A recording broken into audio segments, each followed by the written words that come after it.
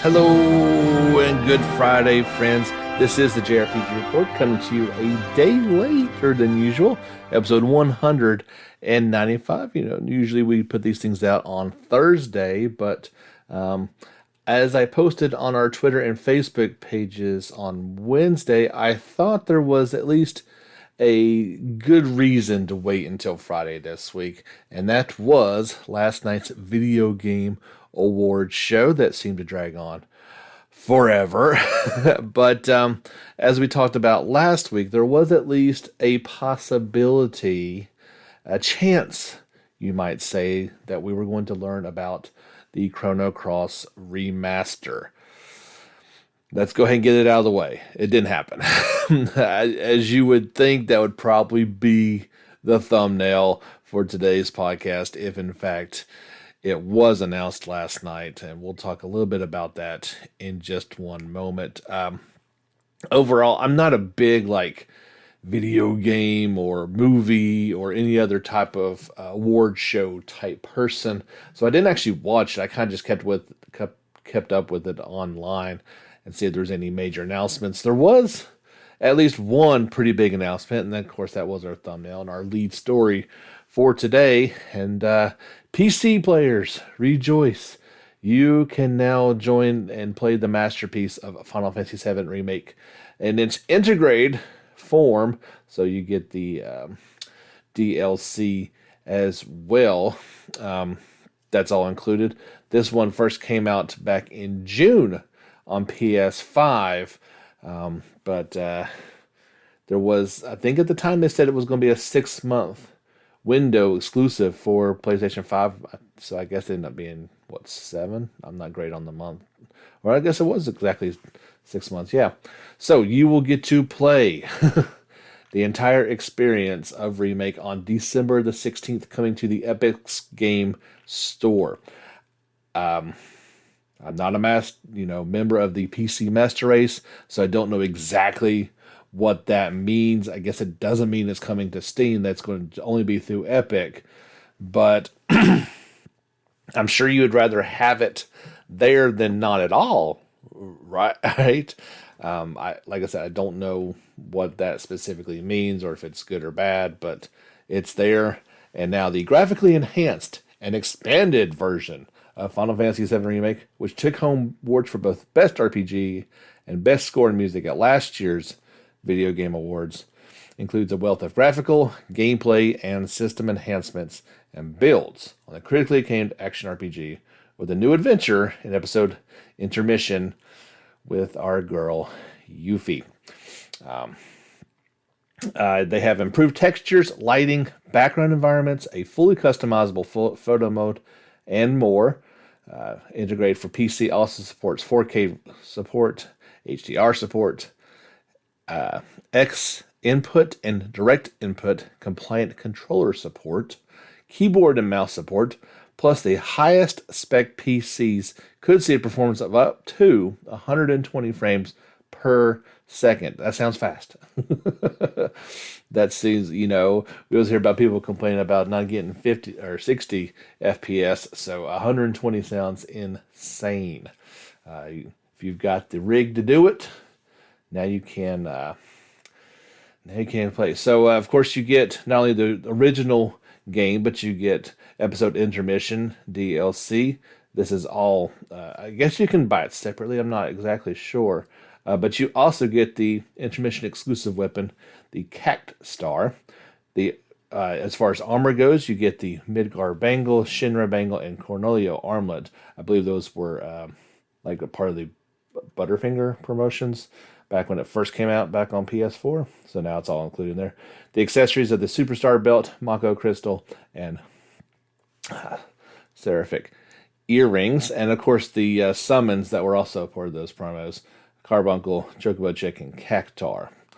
Weapons, armors, and accessories and summons material will be available at launch through the gift box on the main menu. There was a short little teaser trailer that went along with it, obviously made up for the Game Awards, but didn't really go into too many specifics. Just, hey, it's finally there. So that it's on PC. Still no word on if or when it's coming to Xbox. I would have imagined it would have come out at the same time if it was going to. Maybe it's still coming, but yeah, there you go.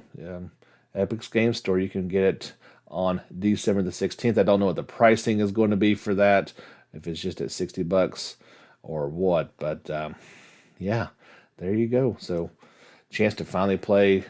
I mean, while I certainly had a few gripes, story wise and changes, and of course, going from my beloved turn based to an action system, the game itself is a masterpiece. Don't hear what I'm not saying. You can complain about certain things and still utterly love a game, as I did. As I played it twice, which is something I don't really do. If you've been a long time listener of this podcast, very few games, honestly, do I play more than once. So that's one of them, and it looked absolutely phenomenal on PS5, and somehow it'll look even better on PC. But that was kind of it as far as JRPGs go. If you want to get off the beaten path a little bit, they did announce a JRPG spinoff, and it is Persona 4 Arena Ultimax is coming out, the remaster of the 2012 game, because I guess some people wanted it. I don't know. It always seemed an odd game to me that you were going to take a story-heavy JRPG and turn it into a fighting game. From what I understand, among fighting games, it's actually really well done, but that doesn't mean anything to me. I'm just not a fan of that genre. But yeah, it's coming to PS4, Switch, and PC on March the 17th. If you don't want to wait that long, you can play it, of course, on PS3 and Xbox 360. Yes, that of course it worked with the Arc Systems work. That's probably why it was so good in the 2D fighting system. It's a fighter that picks up after Persona 4 Arena in the events of Persona 4. In addition to the members of the P4 cast, Persona 3 people show up. Aigis, Akigo, Elizabeth, and Junpei. Ken, along with Kurumano, Mitsaru, and Yukari are also there, as well as some other DLC members, including Agechi, Marie, and Margaret. So yeah, you can, if you got a Persona itch to scratch and you want to do it by fighting everybody, there you can go. But yeah, so that's really all I got to share. There was tons of announcements from the award show, but yeah, nothing that really begs to be covered on this podcast. So yeah, sadly, no news of Chrono Cross Remaster at the Game Awards show. While I was, I guess, disappointed and I was kind of waiting for it, I also didn't really think it was going to happen for some reason. I waited because that was the best chance of it at some type of event, right? And of course, the rumors going back are that it was going to be sometime in December. Obviously, there's a lot of month left for that to happen. But let's talk about what we do know, and what we talked about last week is that crossover event with Another Eden, the Cat Beyond Time and Space. They're calling this the, what was it? Well, now I've lost the name of it. Complex Dream is the crossover event going on right now. It began on December the 9th. There was announcement trailers to go along with it, along with some other media. First released in 2000 by Square Company Limited, of course now Square Enix. This crossover event will feature characters such as Surge, Kid, and Harl, and is scheduled to begin worldwide December 9th. Well, that's done. The original scenario is being written by Masato Kato, involved with the development of both titles, and allows players to enjoy a new story born from the intersection of the two worlds. In addition, Yasunori Masadu and Nobuo no, Nobuteru Yukai, core members that worked on the original Chrono Cross, have overseen the project. The cinematic trailer, created as a prologue to the Symphony concert, features full 3D animation of the beloved characters along with the track Chrono Cross Scars of Time. So there you go. I mean, it is certainly pretty cool what they're doing, and seeing these characters, the new animations for them, not in game per se, but like the illustrations that they've done for them look really cool. Obviously, Chrono Cross did not have voice acting, being a PlayStation 1 game, but now it does. All characters, at least the three main characters, have voices. Surge is voiced by Aston Frank. Kid is voiced by Sheena May. And Harl is voiced by Shazia Nichols. Those are all their English voice actors and actresses. They make it even more dynamic, they say.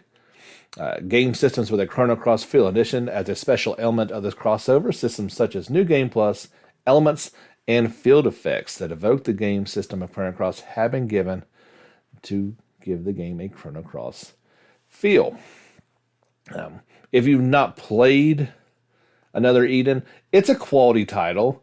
As far as free mobile games go, it is definitely at the upper end of the spectrum.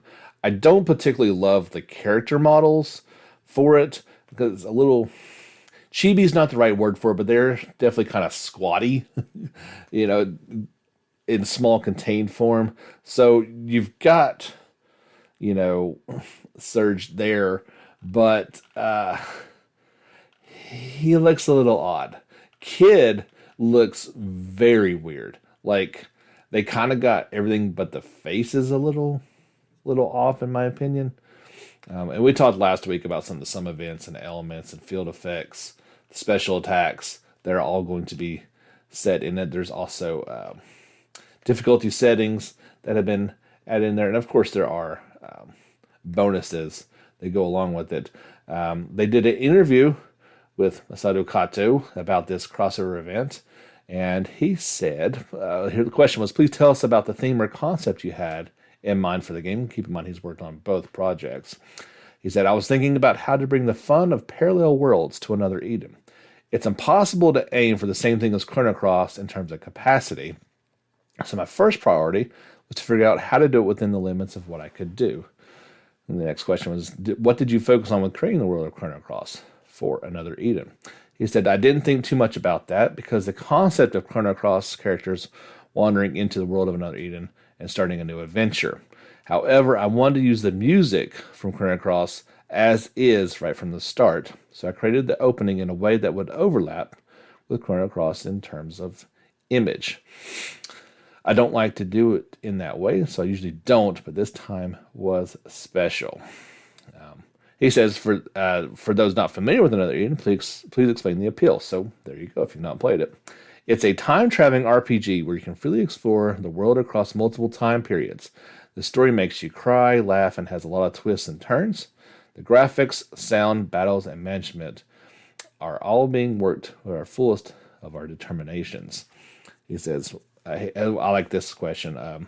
Please tell us about the original story of Chrono Cross. What kinds of concepts and thoughts did you have when you were writing the story?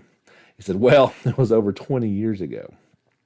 Since Chrono Trigger was about time travel, I thought the next step would be a parallel world. I remember thinking a lot about how to make the game that would make the most of the theme, and he wanted to give a proper shape to the Radical Dreamers, which ended halfway.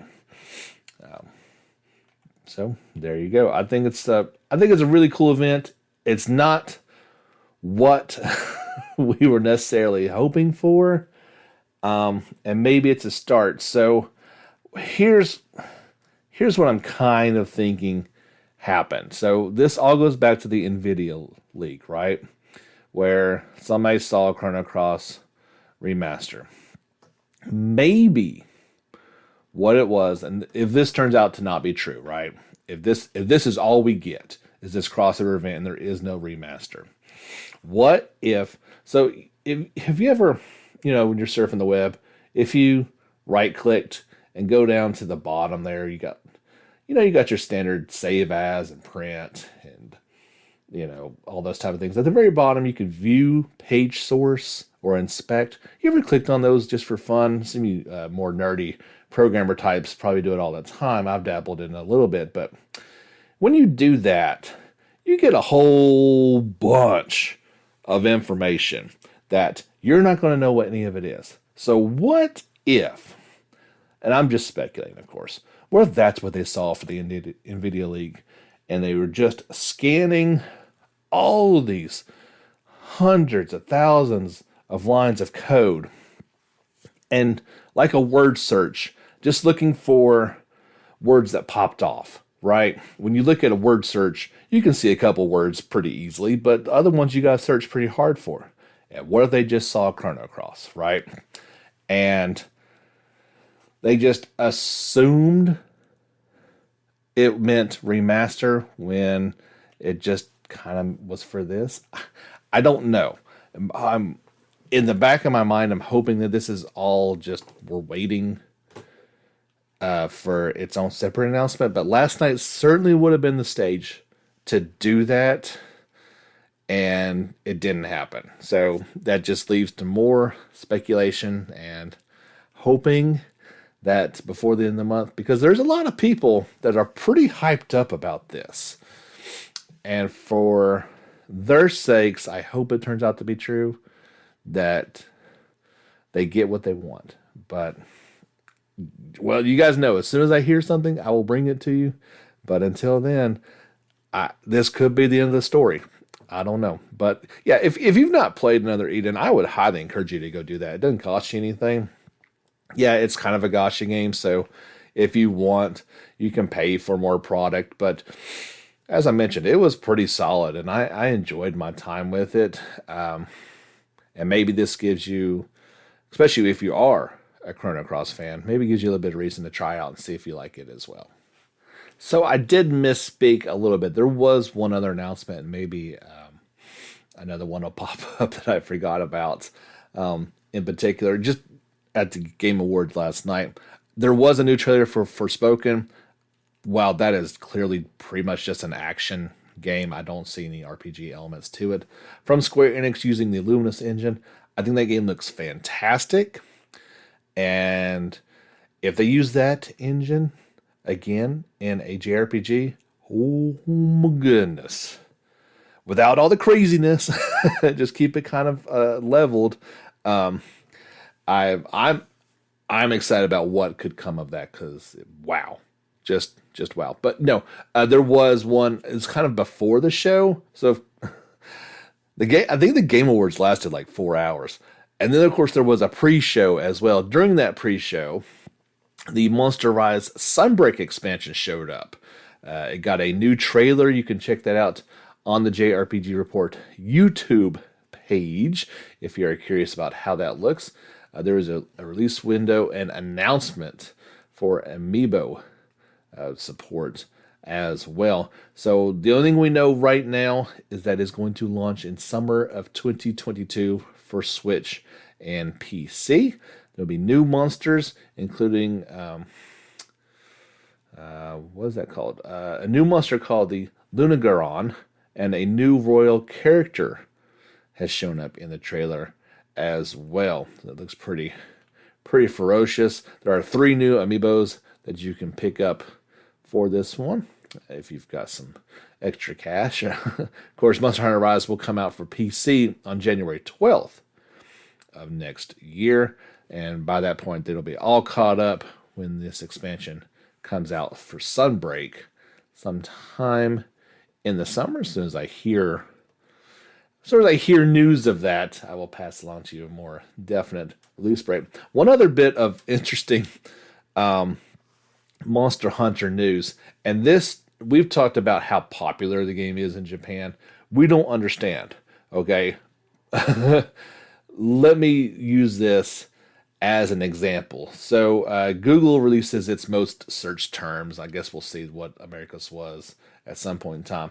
But from January 1st of 2021 until November 22nd, In the entire country of Japan, Google released its most searched words. And was it not number one? Yeah. Number one. Not like some recipe or a famous person or big event or coronavirus. No, no. The number one most. Okay, no, never mind. Okay, this is the most searched video game terms in Japan. Okay, so that makes a little more sense. But number one was Monster Hunter Rise. I thought this was like number one overall. I got my I got my terms messed up. But yeah, from video games, Monster Hunter Rise was number one. Over, I'm not sure what Uma Masune Pretty Derby is, but it came in at number two. Pokemon Unite, then Tales of Arise, Resident Evil Village, some more things that you would more think about. But yeah, it's number one with a bullet, and I just thought that was pretty interesting. I did think it was a little more interesting thinking it was number one overall, but hey, that's not bad. Another big series in Japan, which got a remastered re-release this past week from Koei Tecmo, was Monster Rancher 1 and 2 DX, the trailer that came along with it, the launch trailer. Of course, you can't release a game without a launch trailer. But in it, there was a special message from executive producer Kazumi Fujita. In the launch trailer, he outlines various game systems, including the option to upload your monsters to the online servers. He encourages players to raise monsters for a world tournament, and there's even some gameplay footage. The gameplay footage is not going to blow you away. You're not going to somehow think this is not a 20-year-old game, but it is very, very cool. There's several new features, including the addition of a high-speed mode. Of course, they can upload those monsters to the online servers, which will allow them to participate in online battles and receive a battle ranking. And additionally, this version of the game includes extra monster slots. I know Dalton had fired this up, I think yesterday, and he said instant mega nostalgia feels as this is going for. We're not getting this game. This is not a new game. This is the old games remade. It's designed to do that. But yeah, if you're curious about how this game is looking, if you played those games back in the day and want to get into it again, you can check out that launch trailer on our YouTube channel. It's available right now for Nintendo Switch, iOS, and Android. Well, actually, this just says iOS devices. I'm not sure if Android was in there. It's just out of this article. And PC via Steam worldwide. There was a good review for it over on Stokonia. I shared that article on our YouTube, or not our YouTube, but on our Twitter and Facebook pages. So if you're like, I kind of like those games, but I don't want to see what's going on with this one, you should probably check out that review. I believe it was definitely a very positive review for it, so you'll want to read that too. I won't ruin too much for you. We got some Atelier Sophie 2, The Alchemist of the Mysterious Dream. We got 2 new trailers this week. First for the character Alette Clairtai.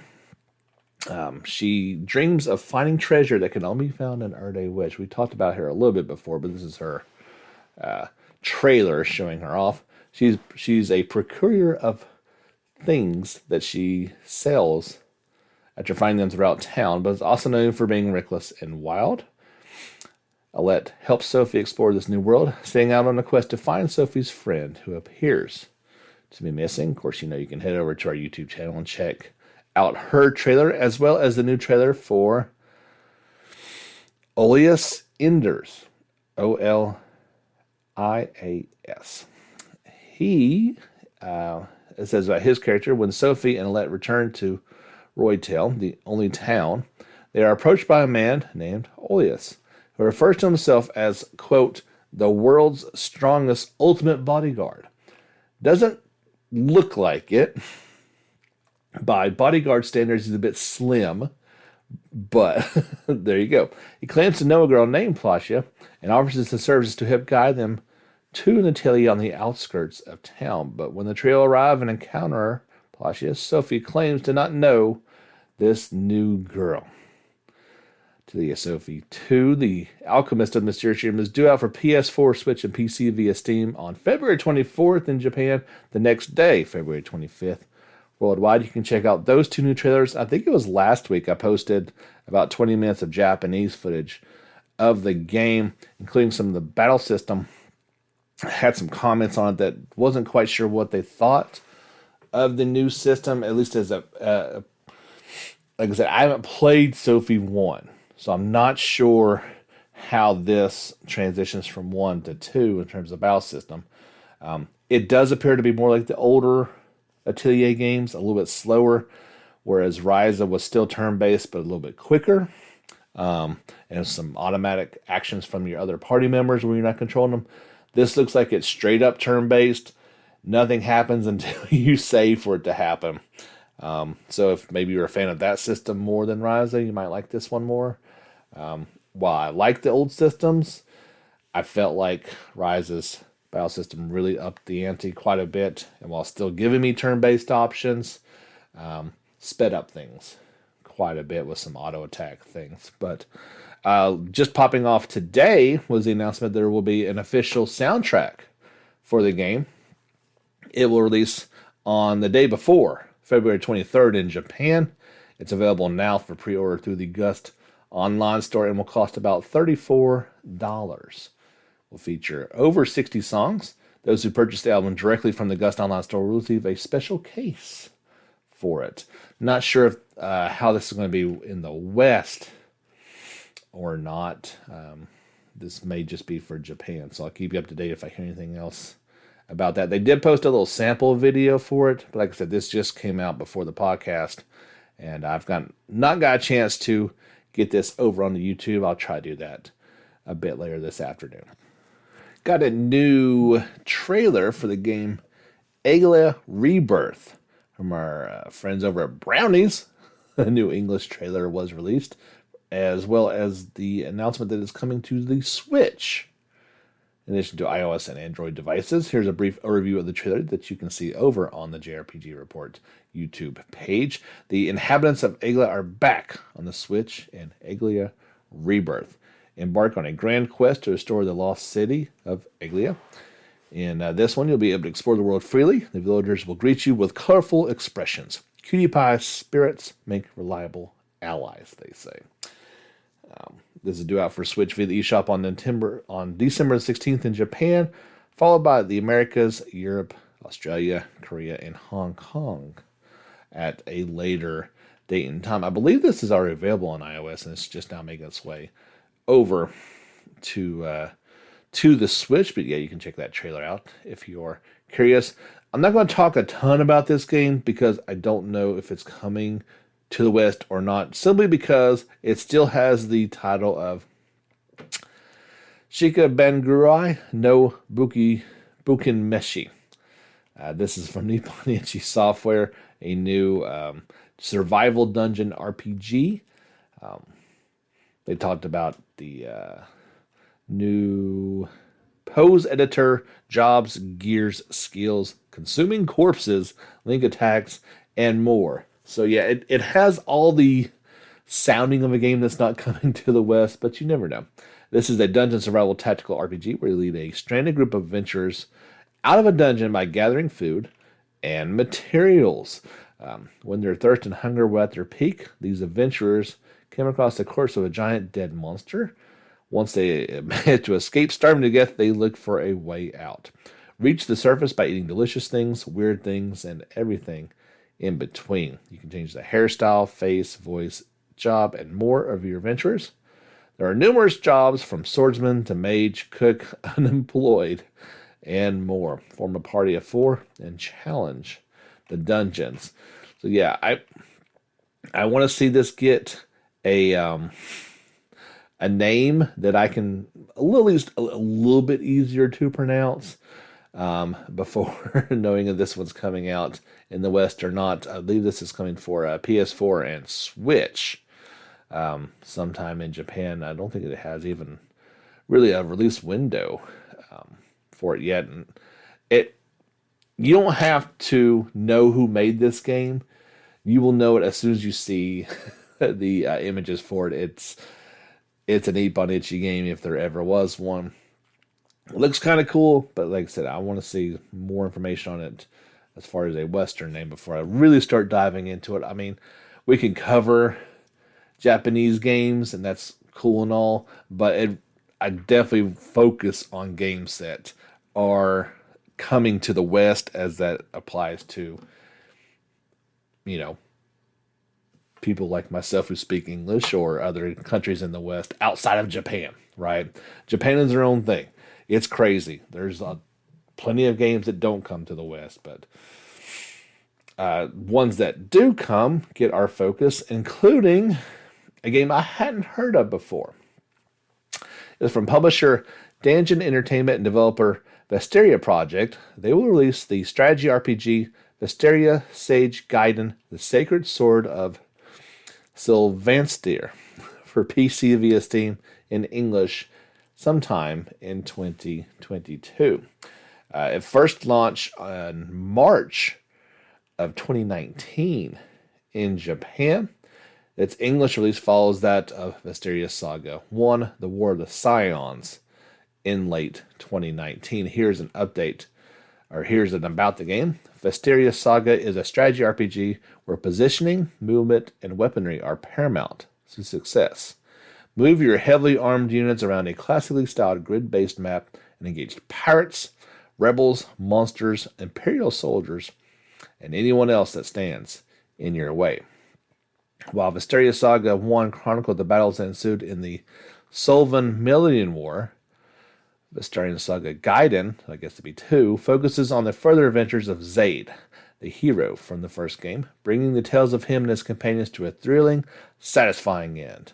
Across this epic quest, Zaid will encounter allies both new and old, while uncovering more of the mysteries behind the vile Margulettes and their plan to plunge Vesteria into a new age of darkness. Sounds kind of cool for you strategy RPG fans. Kind of has an old school look to it. I'm not going to say this was made on RPG Maker, but it kind of has a bit of that feel to it. Obviously, it's not this like a real company, but it definitely has a classic that. There was a teaser trailer that came out for it. I threw that up on the YouTube channel. Looks kind of cool. We'll have to wait and see. Obviously, it's coming to the West, so that's cool for PC players. No word yet if that's going to make it over to consoles or not, but yeah, maybe once they tie that down and it comes out on PC sometime next year, they'll move it over to consoles. We'll have to wait and see. No big surprise here that Pokemon Brilliant Diamond and Pearl have sold like hotcakes. Especially, I mean, releasing it near the holidays was, it was a chance to make it more limited and bring out some scalpers. But yeah, it's been out less than a month, and they've sold 6 million copies. There you go. It sold 6 million in its first week. So Lord knows how many that they are up to already. Yeah, good call, Nintendo, Pokemon Company. Yeah, you know your product, and you know what you're going for. I thought this was a bit of a surprise announcement. Square Enix has released the Legend of Mana remaster for iOS and Android devices. This was previously available on PS4, Switch, and PC back in June, but now it is available for mobile devices, and it will go for $21.99. Not sure how it's really different from the console versions. I'd imagine it's kind of like Trials of Mana, and it's not really any different. I don't see... Yeah, this is just an overview from the Steam page, so I don't see in this article anything specifically for smartphones, i.e. if it has controller support. That's a big question, of course, but I hope so. I really do. It would make games like this a lot easier to play. But yeah, if you don't want to or don't have the ability to play this on consoles or PC, you can get it on iOS stores right now. Going along with the video game awards from last night, the Nintendo eShop started up a big sale for the award winners and nominees. So anything that was mentioned from the Switch is now available for sale. As far as JRPG goes, really the only one that I saw was Monster Hunter Rise was discounted down to $44.99. And then Octopath Traveler was down to $42. But a couple other good ones on there, like the Legend of Zelda games, are down to $42. So if you're looking to save a few bucks, there's a couple of them on here that you certainly can. Games that were nominated but not on sale, stuff like Shin Megami Tensei 5, brand new. They're not gonna they're not gonna do that, including some of the other. Basically, if they thought they could get full price for it, still they weren't going to discount it. I.e., Pokemon, Mario Party Superstars, Pokemon Snap, Super Mario 3D World, and WarioWare. No, we're not putting those on sale. Those are full price because we're not going to do that. There you go. Another surprise announcement. I guess this was it seemed like a surprise to me. We talked about Tales of Luminaria coming out a little while ago on iOS and Android devices, but the previous entry for mobile phones in the Tales series, Tales of Crestoria, is coming to an end already. February the 6th of 2022 at 9 p.m. Pacific time. The game will no longer will end service, so you won't be able to play it anymore. Maybe there's an offline version that you can play, but there you go. It first launched not long ago. I didn't think it'd been out that long. So July 16th of 2020. By the time this ends, it'll be about a year and a half worth of service before it is done. The full notice from Bandai Namco just said we regret to announce the closure of the game. We thank you for your support and hope you enjoyed playing it. They'll keep the servers open a bit longer, but that's in. All items can be used until the last day, so if you have any items or gleamstones in your account, please use them before February 7th. As of today, they are disabling the purchase of new gleamstones. For more information, check the in-game announcement. So if you are enjoying this one, you're not going to be able to enjoy it very much longer. Like I said, I tried it out. It wasn't bad. It was turn-based. It had all the old Tales characters in it. I enjoyed that part of it. I didn't really get into the story at all for it. It had some promise, but I guess they can really only support one game at a time. Although Luminaria and Crestaria couldn't have been more different, with Crestoria being turn-based. It was very, very different, having old characters instead of new ones. But there you go.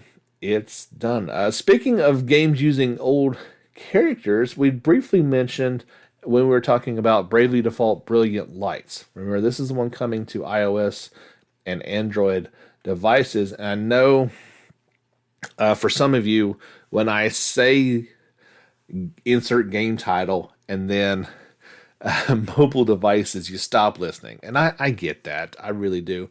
But this one looks like Bravely Default.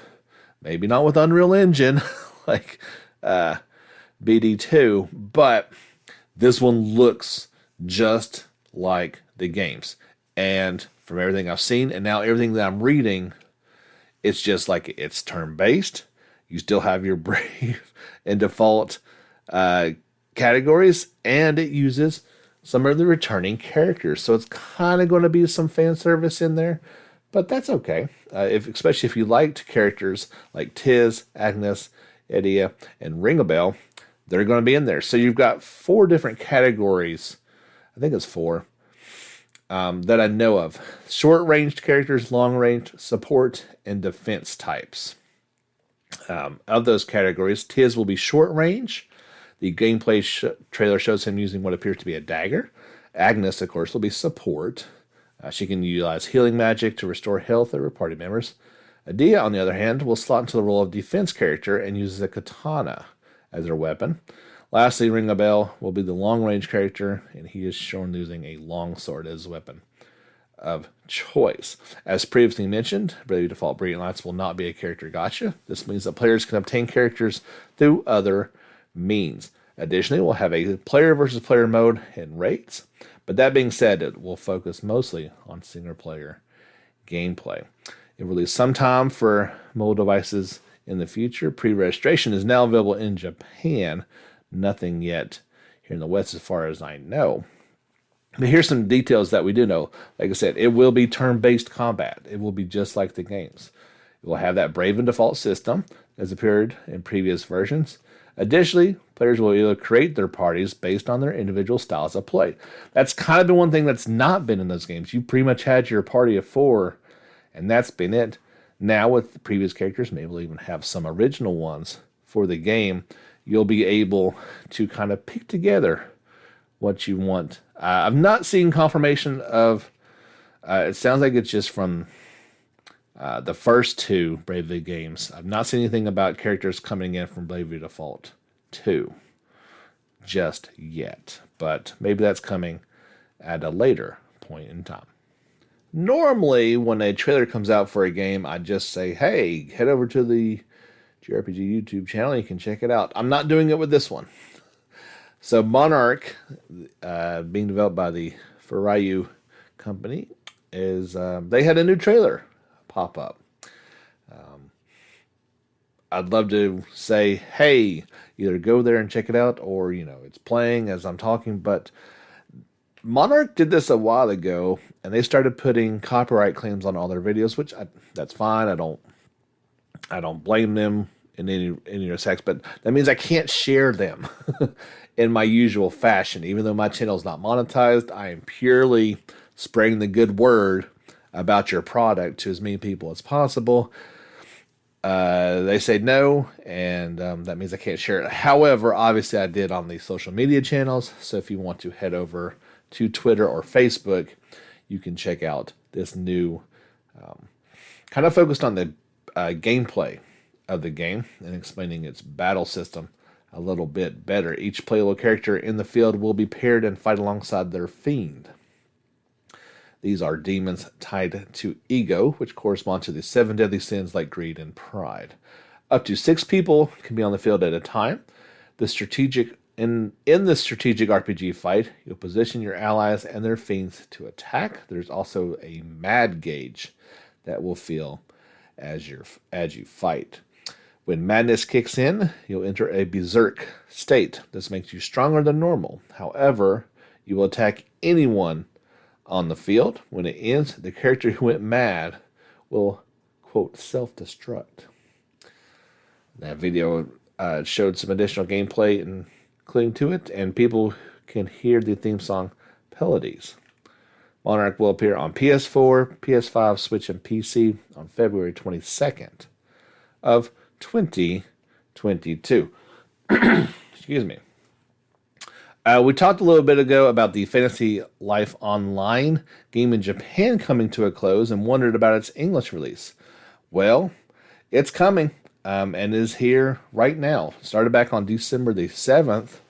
The service went live outside of Japan. And there you go.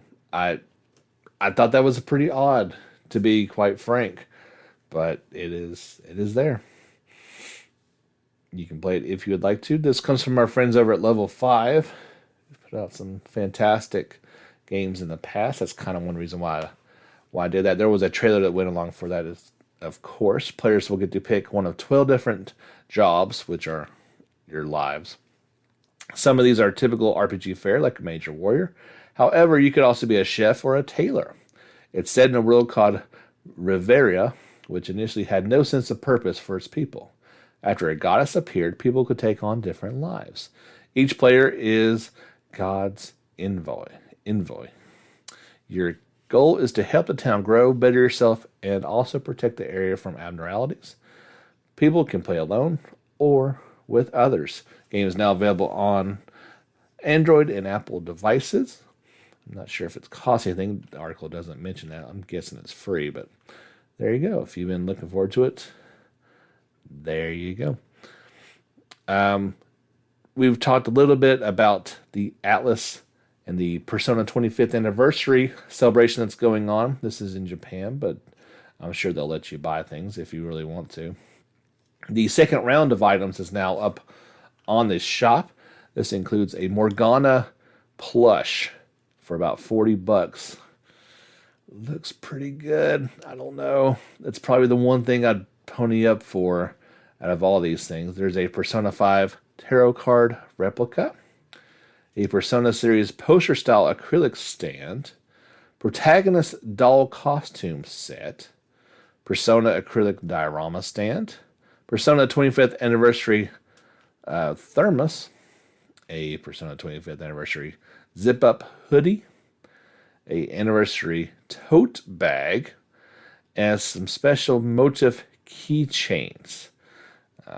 Prices go from anywhere as cheap as $7 for one of the keychains, all the way up to $96 for that poster style acrylic stand set. There you go. Yeah, lots of things going on, and there'll be more. Lots more coming, I'm sure that they're all in the works. I'm just going to briefly touch on this because this is actually one of the things I'm going to talk about with Jordan in our first Sunday special coming back at the beginning of the year. I'm nearly positive. Let me check on my calendar. That'll be on Sunday, January the 2nd. We're planning on a time to record that. Actually, we're trying to work that out. Right now, that'll be our first Sunday special we've had in quite a while. That's going to be exclusive for either subscribers who pay the $2 monthly fee via Anchor, or anyone who has signed up on Patreon for any level of support. You'll be given the access code to that special podcast. That's what it's going to be each week when we do our Sunday specials. All the links are down below in the description. But we're talking Tales of Arise. And one of the things that popped up this past week was Tales of Arise producer Yasu Hamazawa. He shared several points during a recent meeting. And one of the points he said was he wanted to make sure that Tales of Arise would be an immersive, which it was, but stress-free experience for players. So when I shared this on our socials, Hans immediately chipped in, and Jake and Jordan too, that was not the case. While it was for probably a little bit, in particular the boss battles were not stress-free. So I don't know. We'll expand upon that idea just a little bit. But yeah, we all thought that was an interesting choice, and I do feel they made the game a little more accessible with the easier modes. But yeah, stress-free is not a term I would have used at all. If you're a PlayStation Now subscriber, you will now have a chance to play Final Fantasy X and X-2 HD Remaster. Back on December the 7th, they joined the PlayStation Now update. That's pretty cool, of course. These are the 4th and 5th Final Fantasy games to join PlayStation Now.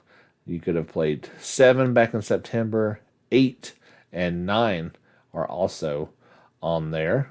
If you're really want to, Grand Theft Auto 3 is also on there as well. Let's see. PlayStation Now can be played on PS4, PS5, and PC. It costs $9.99 a month or $59.99 a year. I kind of said that as I want to lead in to our last story, and this is more of hopeful James speaking. So I've done PlayStation Plus a little bit in the past. Ultimately, been kind of disappointed and felt like I was just getting some free games that I didn't really want.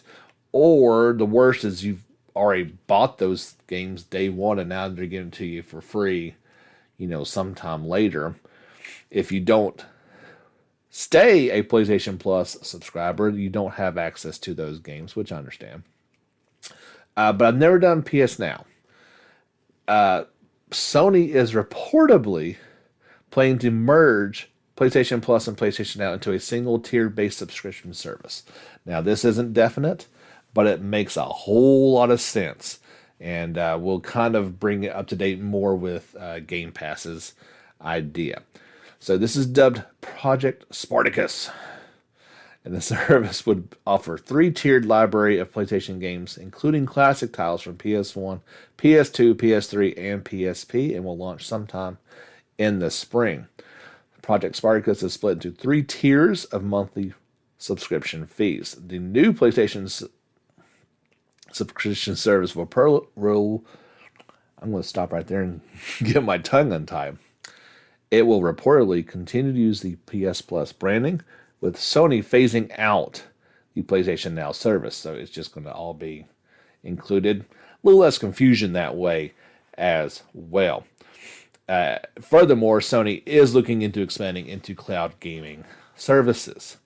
That makes sense as well. So here's the first tier. It includes PlayStation Plus benefits.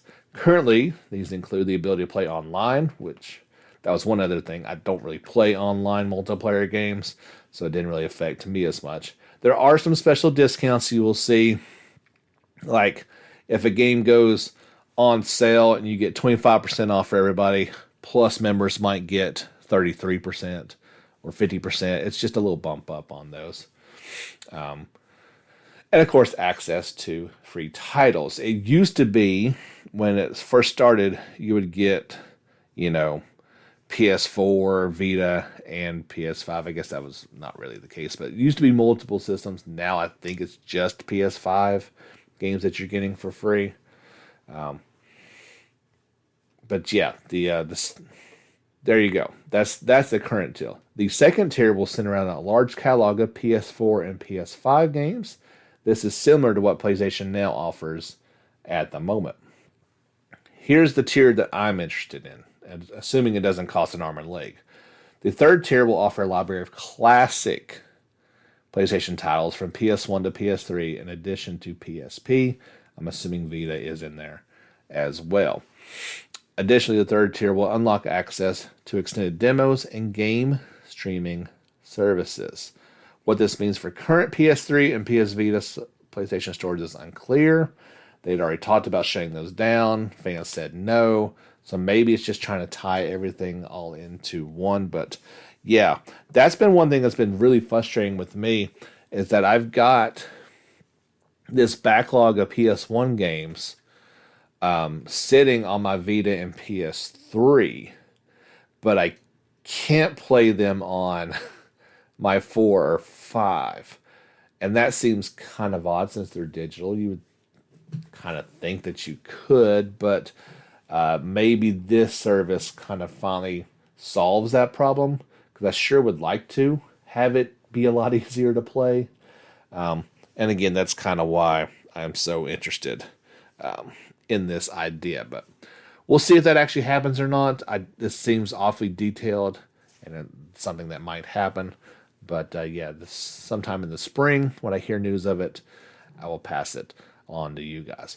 That's going to do it for episode 195. My name is James Fisher. Thank you so much for tuning in this week and every week. We'll probably get back to our normal Thursday schedule coming up next week. Christmas falls on the weekend, so shouldn't really affect anything going into the holiday season. You've got about 2 weeks left if you've been procrastinating on your shopping. So maybe take a break from gaming and get your loved ones a couple prezzies. But until next time, guys, signing off. We'll see you back again next week. So get back out there and level up.